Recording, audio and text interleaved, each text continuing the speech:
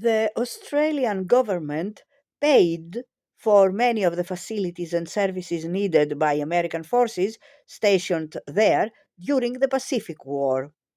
British aid amounted to $5.6 billion during the war, Australian aid to $1 billion. Total assistance from the British Empire reached $7.5 billion, some 15% of the American total. The Soviet Union made similar pledges under the terms of the aid protocols, but in the end supplied a paltry $2.2 million of reciprocal aid, an insignificant fraction of the aid sent between 1941 and 1945. All the Lend Lease agreements stipulated, as Roosevelt intended from the outset, that goods should be returned where it was possible to do so after the war, as if they really had been lent by the United States rather than gifted. Since almost all the weapons, raw materials, and food were consumed by the insatiable demands of war and hungry populations, there was little left to give back. American War Department calculations suggested that an aggregate of $1.1 billion of supplies were returned, mainly for use by the United States Armed Forces. Chief among the states returning Lend Lease was China, because it had proved too difficult to ship all the stockpiles of goods in India destined for China before the end of the war. Not formally part of the Lend Lease scheme was the aid program negotiated between Canada and Britain.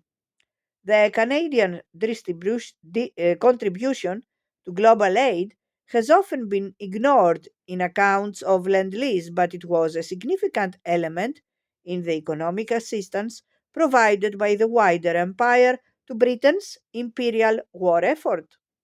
Canadian assistance, like American, was prompted by the exhaustion of Britain's capacity to pay in Canadian dollars for food and munitions, and by fears that Britain might divert orders instead to the United States on Lend Lease terms.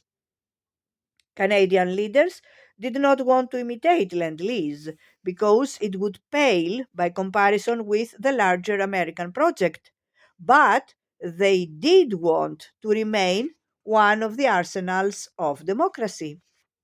After awkward arguments in the Canadian cabinet, prompted by the opposition of Francophone Quebec to aid for Britain, it was decided that Canada would make $1 billion gift to cover British orders from January 1942 to March 1943, when aid would have to be reassessed. Churchill was on a visit to Ottawa when the gift was revealed and was astonished by the generosity. Fearing that he had not heard the figure correctly, he asked for it to be repeated. Mackenzie King, the Canadian Prime Minister, told the Canadian Parliament that Britain is receiving a reward for what she has done to ensure freedom. And the gift was presented to the Canadian public on those terms. But Gallup polls showed that only a narrow majority of Canadians approved.